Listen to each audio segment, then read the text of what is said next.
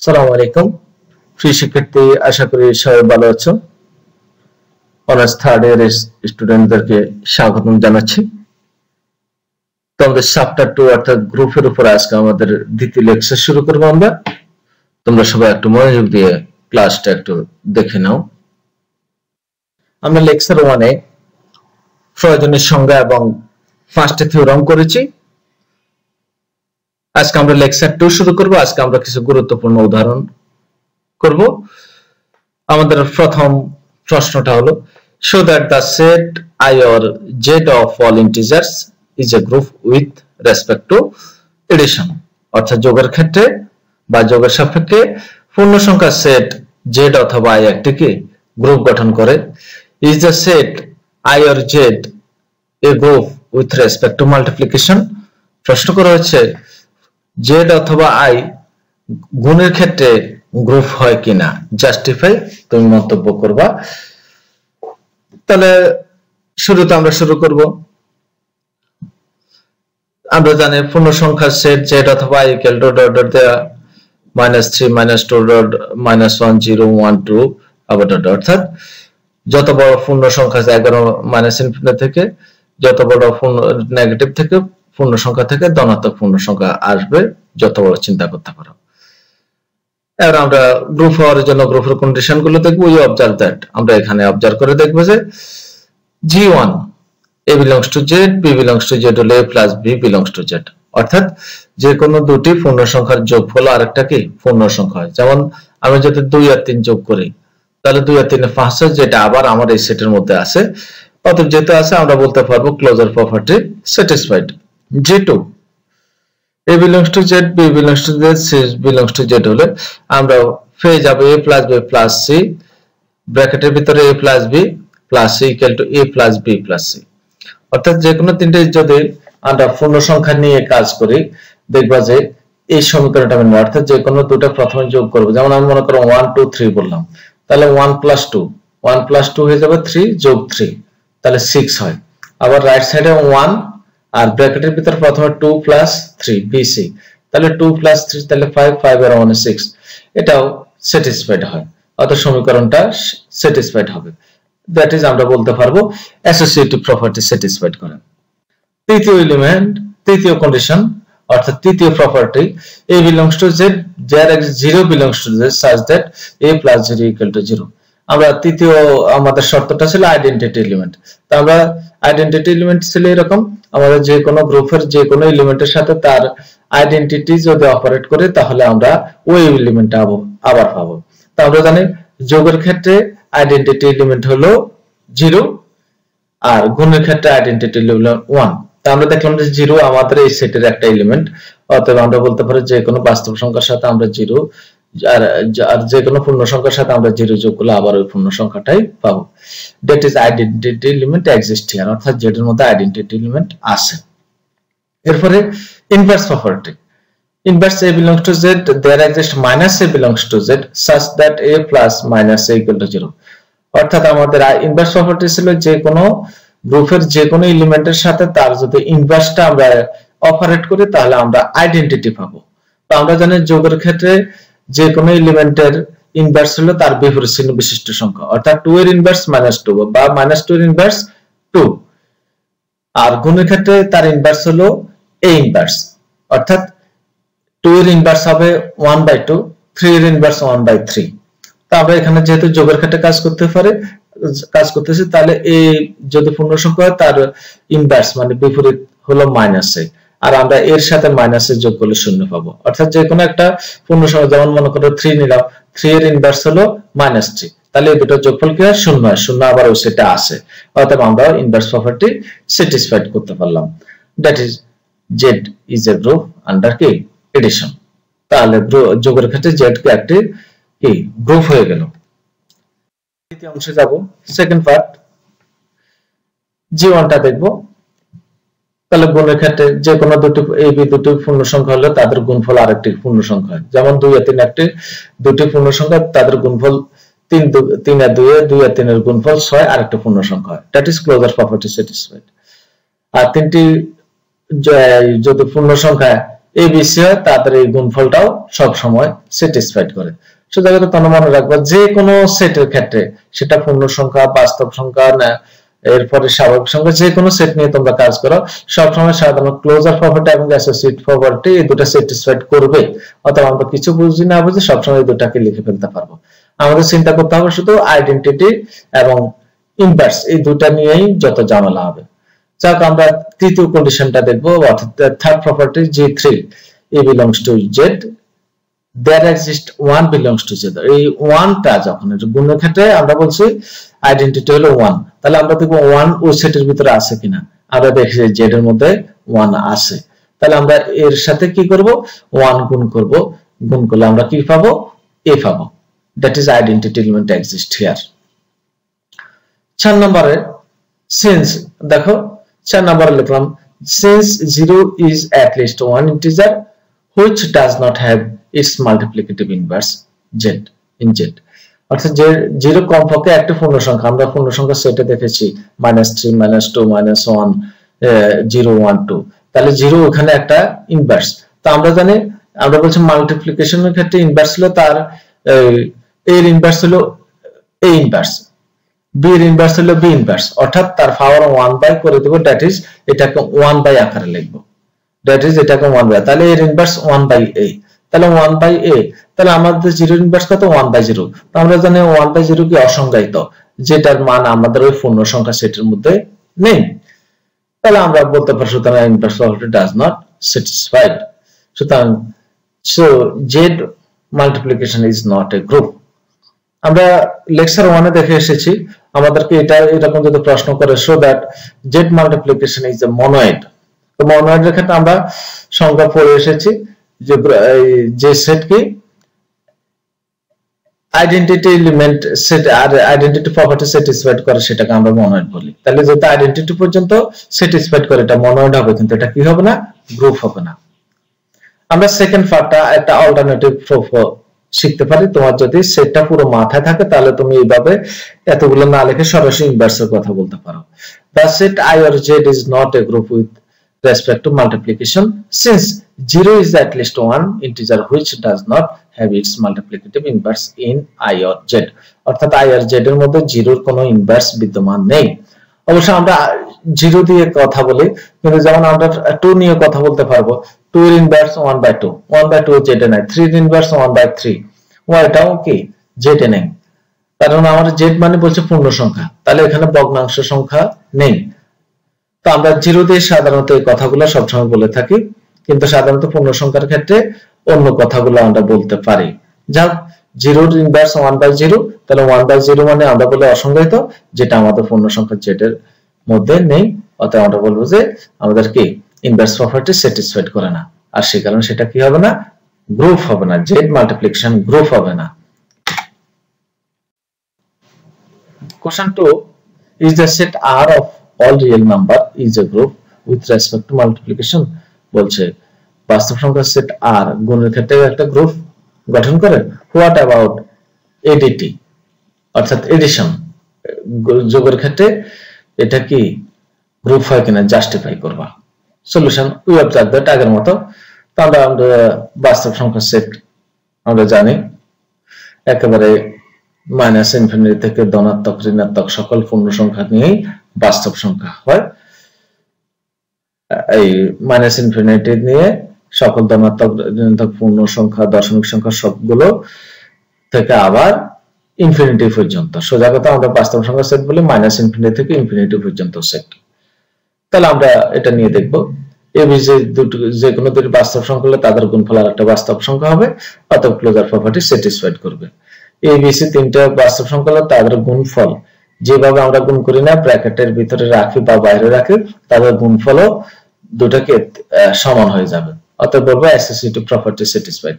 আর আমি একটাকে বলেছি সবসময় G1 G2 অর্থাৎ ক্লোজার প্রপার্টি এবং অ্যাসোসিয়েটিভ প্রপার্টি যে কোনো সেটের ক্ষেত্রে স্যাটিসফাইড করবে, অতএব তোমরা জাস্ট ওটা ফর্মালিটির মতো এটুকু সবসময় বলে দেবে।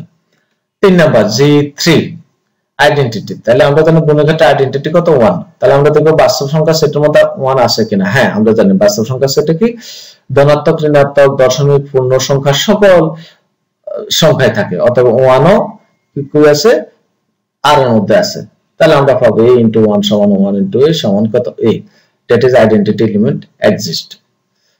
কিন্তু ঠিক একই রকম দেখো গুণের ক্ষেত্রে যেহেতু 0 at least one real number which does not have its multiplicative inverse, যেটা কোন কি multiplicative inverse বিদ্যমান নেই, so inverse property does not satisfied। আমি একটু আগে বলেছি 0 এর multiplicative inverse হলো 1/0, তাহলে 1/0 আমরা বলি এটা অসংজ্ঞায়িত, যেটা আমার বাস্তব সংখ্যা সেটের মধ্যে নাই। তাহলে অনেকে বলতে পারে 1/0 কে ইনফিনিটি লিখি না, ইনফিনিটি বলতে আমরা বুঝবো অনেক বড় একটা সংখ্যা, হয়তো নির্দিষ্ট করে বলতে পারি না, কিন্তু এটা অনেক বড় একটা সংখ্যা। কিন্তু 1/0 এটাকে বলে অসংজ্ঞায়িত, যেটা মানটা কত আমরা নির্দিষ্ট করে বলতে পারবো না। অতএব 1/0 আমার বাস্তব সংখ্যা সেটের মধ্যে নাই, আমরা বলবো যে R multiplication is not a group, অতএব এটা কি গ্রুপ হবে না। আমরা সেকেন্ড পার্ট দেখবো, আমরা যোগের ক্ষেত্রে সেটা গ্রুপ কিনা দেখবো। তাহলে ক্লোজার প্রপার্টি যথারীতি এই দুটো বাস্তব সংখ্যা হলো তাদের যোগফল আরেকটি বাস্তব সংখ্যা, that is closure property satisfied হয়ে যাবে। এই বিসি যে কোনো তিনটা বাস্তব সংখ্যা হলো তাদের যেভাবে যোগ করি না কেন এই সমীকরণ সবসময় স্যাটিসফাইড হবে, that is associative property satisfied বলবো। এই বিলংস টু জেড আমরা বলছি সবসময় 3 এবং 4 কে একটা দেখবো, অর্থাৎ আইডেন্টিটি এবং ইনভার্স কে। এই belongs to Z there address 0 belongs to Z, তাহলে যোগের ক্ষেত্রে কি আমরা বলছি আইডেন্টিটি হলো 0, তাহলে আমরা জানি 0 একটা বাস্তব সংখ্যা, অতএব ওটা এর সাথে যদি আমরা 0 যোগ করি আমরা আবার a পাবো, that is identity element exist here. এরপরে a belongs to Z minus a belongs to Z, যোগের ক্ষেত্রে যে কোনো বাস্তব সংখ্যার বিপরীত হলো তার বিপরীত চিহ্ন বিশিষ্ট। তাহলে যে কোনো বাস্তব সংখ্যা, যেটা আমি বলছি মনে করো 5 এর বিপরীত -5, 5 আর -5 যোগ করলে কত শূন্য হবে, দ্যাট ইজ এই 5 ও আছে আমার সেটে, -5 ও আছে সেটে, তাদের যোগফল কত শূন্য সেটাও আবার বাস্তব সংখ্যা সেটে আছে। তো আমরা সেটাকে সাধারণত অজানা রাশি a দ্বারা প্রকাশ করি। তাহলে আমরা বলবো inverse property satisfied, that is r plus is কি গ্রুপ, অর্থাৎ যোগের ক্ষেত্রে আর একটা কি গ্রুপ হয়। 3 নম্বর question, show that the set q not of all non zero rational number.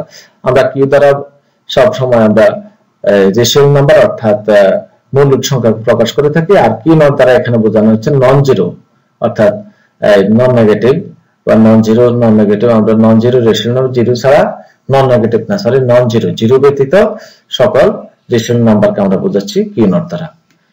Solution, the set of non-zero rational numbers is q not equal to, আমরা জানি q K phi by q আকারে সাজাই, যেখানে phi q belongs to z with phi not equal to 0, q not equal to 0। আমাদের শর্ত থাকে phi q কোনটা কি হতে পারবে না, শূন্য হতে পারবে না।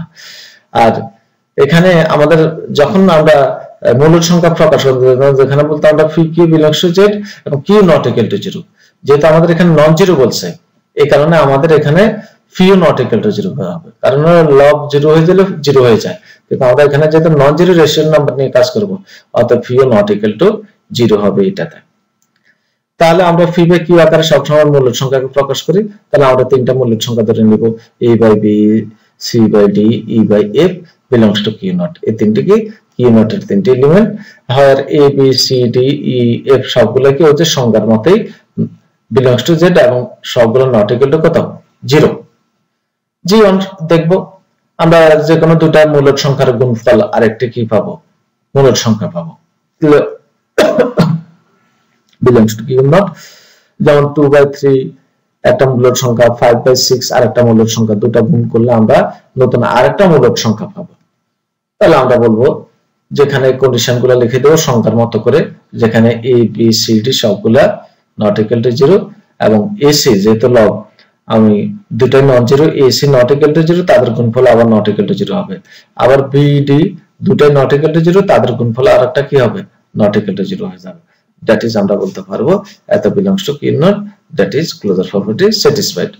ঠিক অনুরূপভাবে আমরা কি করব, অ্যাসোসিয়েটিভ প্রপার্টিটা বলবো। তাহলে আমরা abc তিনটা নিয়ে কাজ করি, এখানে abc বলতে আমাদের তিনটা আলাদা কি মূলদ সংখ্যা নন জিরো রেশনাল নাম্বার, অতএব এই তিনটার ক্ষেত্রে অ্যাসোসিয়েটিভ প্রপার্টি আমরা কি স্যাটিসফাইড করে দেখাবো। তৃতীয়টা আমরা দেখব a belongs to q not there exists 1 কে আমরা যেহেতু যে rational number phi by q আকারে সাজাতে হবে, তাহলে 1 কে 1/1 লিখতে পারে আকারে লিখতে পারে, এটা কিসে আছে q not এ আছে। আমরা আমাদের সমীকরণে যে কিউ নটে শুধু জিরো থাকতে পারবে না, জিরো ছাড়া সকল কি মূলদ সংখ্যাই আমাদের এই সেটের কিউ নটের অন্তর্ভুক্ত। তো আমরা মূলদ সংখ্যা জানি, মূলদ সংখ্যা আমাদের পি বাই কিউ আকারে সাজাতে পারলে যে কোনো ভগ্নাংশে একটা মূলদ সংখ্যা, যে কোনো পূর্ণ সংখ্যা একটা কি মূলদ সংখ্যা। তো আমাদের 1 মূলদ সংখ্যার একটা এলিমেন্ট, তাহলে 1 কে আমরা ইচ্ছা করলে যে পি বাই কিউ আকারে লিখতে গেলে 1 বাই 1 লিখতে পারি। So 1 is the identity element of Q naught such that A by B equal to 1 by 1, that is A by B. আমরা আইডেন্টিটিটা দেখেছিলাম যে কোনো এলিমেন্টের সাথে তার আইডেন্টিটি গুণ করলে ওই এলিমেন্ট আসে। তো আমার A by B হলো একটা এলিমেন্ট Q naught এর, তাহলে তার সাথে আইডেন্টিটি that is 1 গুণ করলে আবার কি A by B পাবো। তো আমরা বলতে পারবো কি, সুতরাং আমাদের এখানে আইডেন্টিটি এক্সিস্ট করে। এরপর আমরা চতুর্থ কন্ডিশনে যাব, A by B belongs to Q naught, তাদের ইনভার্স হলো বলছে আমরা যে A এর ইনভার্স হলো A inverse that is 1 by A, তাহলে A by B এর ইনভার্স হলো 1 by B inverse that is এটাকে উল্টে দিলে আমরা B by A লিখতে পারবো।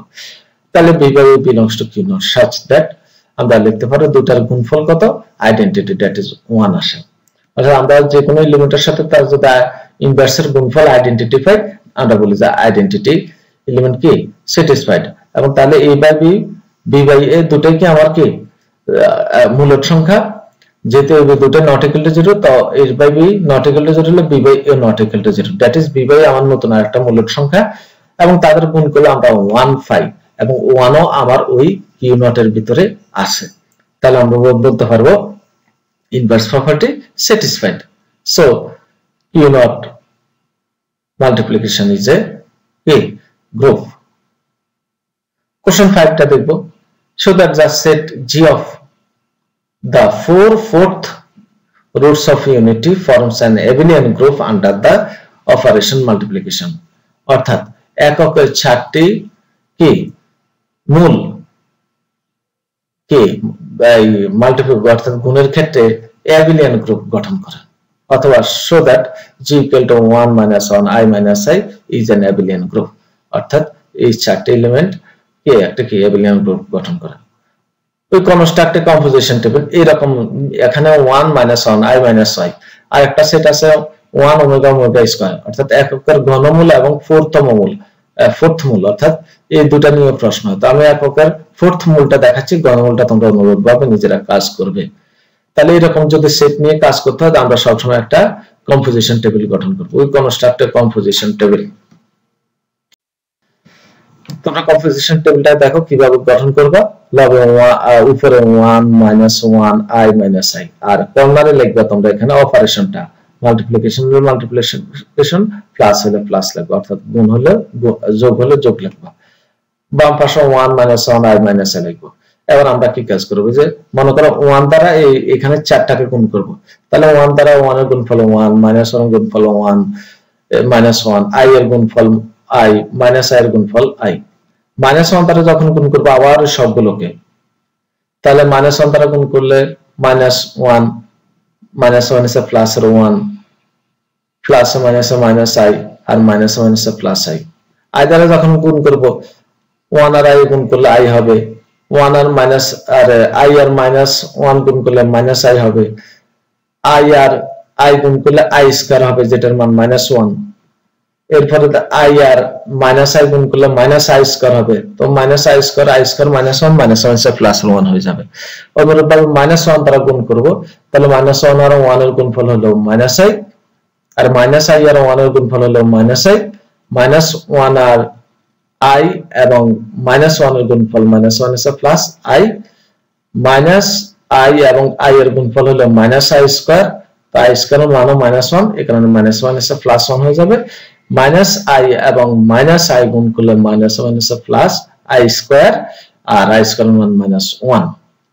এই কম্পোজিশন টেবিলটা গঠন করব। গঠন করার পরে তোমরা আবার দেখো এই কম্পোজিশন টেবিল গঠন করলে এখান থেকে আমার দেখতে হবে সকল গুণফল আমার জিতে আছে কিনা। দেখো যত রকমের গুণ করি না কেন আমার সকল এলিমেন্ট আবার কিসে আছে, জিতে আছে। তো আমরা এই কথাগুলো লিখব, we see that all elements in the composition table are in G, G এর সকল এলিমেন্ট কি কম্পোজিশন টেবিলে আছে, আর দ্যাট ইজ কি ক্লোজার প্রপার্টি স্যাটিসফাইড। কারণ আমাদের ক্লোজার প্রপার্টি কি ছিল? ক্লোজার প্রপার্টিটা আমাদের ছিলই গ্রুপের যে কোনো দুটি এলিমেন্টের গুণফল আবার ওই গ্রুপের নতুন একটা এলিমেন্ট হবে। তো আমরা যেভাবে গুণ করি না কেন দেখো সকল এলিমেন্ট আবার আমার কিসে আসছে? ওই গ্রুপের এক কোনো না কোনো নতুন একটা এলিমেন্ট আসছে। দ্যাট ইজ আমরা বলবো ক্লোজার প্রপার্টি স্যাটিসফাইড। অ্যাসোসিয়েটিভ তে যাব। We know complex composition under multiplication are always associative, অর্থাৎ আমাদের যেটা অর্থাৎ complex number under multiplication are always associative. যে কোনো কমপ্লেক্স নাম্বার নিয়ে কাজ করো এবং গুণের ক্ষেত্রে সবসময় কি অ্যাসোসিয়েটিভ হবেই। এই কারণে এই কথাটা মুখস্থ লিখে দিবে, that is associative property satisfied. এরপরে দেখো আইডেন্টিটি। তো গুণের ক্ষেত্রে আমরা দেখবো যে আইডেন্টিটি এলিমেন্ট হলো তো আমাদের 1। তাহলে আমরা এই কথাটা লিখবো, inter composition the first row. আর কম্পোজিশন টেবিল নিয়ে কাজ করলে তোমাদের সবসময় প্রথম সারি এবং প্রথম কলামের গুণফলের প্রথম এলিমেন্টটা যেটা সেটাই হলো কি তার আইডেন্টিটি এলিমেন্ট। তো in the composition table first row and first columns headed by 1, অর্থাৎ প্রথম সারি এবং প্রথম সারির 1 দ্বারা শুরু হচ্ছে। So in the composition table identity কত এলিমেন্ট এক্সিস্ট। তাহলে আমরা জানি গুণের ক্ষেত্রে আইডেন্টিটি এলিমেন্ট 1, সেটাও কি কিসে আছে? ওই কম্পোজিশন টেবিলে আছে, that is identity element exist here. এরপরে ইনভার্সে যাব। তাই ইনভার্স প্রপার্টিটা কি ছিল? আমরা গ্রুপের যে কোনো এলিমেন্টের সাথে তার ইনভার্স গুণ করলে আইডেন্টিটি পাবো। তাহলে এখন দেখো আমরা এই দুটার প্রথমে আইডেন্টিটি 1 পেলাম, তাহলে 1 আর 1 এর গুণফল 1, তাহলে ইনভার্স অফ 1 ইজ 1, কারণ 1 * 1 = 1 পেলাম। তৃতীয় গুণফলটা 1 আসছে এখানে, তাহলে -1 এবং -1 এই দুটার গুণফল হলো 1, আইডেন্টিটি আসছে। এখানে লিখছি ইনভার্স অফ -1 ইজ -1, কারণ -1 আর -1 গুণ করে আমরা কি পাইছি? 1 পেলাম। এরপরে তৃতীয়টাতে দেখো এখানে আমাদের এটা i আর এটা y। তৃতীয়টাতে আমরা i পাইছি শেষটাতে, তাহলে আমাদের i এবং -i এই দুটার গুণফল হয়ে গেল 1। তাহলে এখানে i এর ইনভার্স হলো -i, সেটা লিখছে i এর inverse of i is -i, দুটার গুণফল 1। সর্বশেষটাতে আমরা 1 পেলাম এখানে, তাহলে এটা কি -i এবং i এর গুণফল, তাহলে -i এবং i এর গুণফল 1, দ্যাট ইজ আমরা লিখতে পারি inverse of -i is 1। That is আমরা সোজা কথাটা বলছি স্যার ইনভার্স এলিমেন্ট আমাদের ওই কি কম্পোজিশন টেবিলেও আছে। এই কারণে আমরা বলতে পারি সকল এলিমেন্টের ইনভার্স আছে ওই টেবিলের মধ্যে, that is inverse property satisfied. এরপরে দেখো আর আমাদের হলো commutative property. Each row of the composition table coincides with the corresponding column. It follows that the composition table on G is commutative. অর্থাৎ আমাদের কমিউটেটিভ প্রপার্টি কি কেমন ছিল? কমিউটেটিভ প্রপার্টি আমাদের ছিল a b = ba, a operation b = b operation a। আমরা এখানে composition টেবিলের ক্ষেত্রে দেখব যে অনুরূপ সারি এবং অনুরূপ কলাম সমান আছে কিনা। তাহলে আমরা বলবো যে ওই যে আমাদের বলবো যে আমাদের কমিউটেটিভ প্রপার্টিটা স্যাটিসফাইড করে। তাহলে তোমরা দেখো প্রথম সারি 1 - 1 i - i, প্রথম কলাম 1 - 1 i - i, দ্বিতীয় সারি -1 1 - i i, দ্বিতীয় কলাম -1 1 - i i, তৃতীয় সারি i - i -1 1, তৃতীয় কলাম i - i -1 1, ঠিক অনুরূপভাবে চতুর্থ সারি মিলে যাবে। এই কারণে আমরা লিখে ফেলছি each row of the composition table coincides, মানে একই রকম হয় উইথ দ্য করসপন্ডিং কলাম, অনুরূপ কলামের সাপেক্ষে। It follows that composition multiplication on G is commutative, মানে বিনিময় মেনে চলে। Hence the set G of 4/4 roots of unity forms an abelian group under the operation multiplication, অথবা এটা লিখলে হবে or g = is an abelian group। তাহলে আমাদের এরকম তোমরা অনুরূপভাবে ওই যে এই এককের ঘনমূল 1 ওমেগা স্কয়ার এই তিনটার জন্য অনুরূপভাবে তোমরা কাজ করলে প্রমাণটা করতে পারবে। তো আমরা আজকে এটুকু রাখবো, ইনশাআল্লাহ আমরা তৃতীয় লেকচারে গ্রুপ শেষ করব। তোমরা এটুকু একটু ভালো করে আয়ত্তে নিয়ে এসে প্রত্যেকটা প্রশ্ন সব সময় বোর্ডে আসে।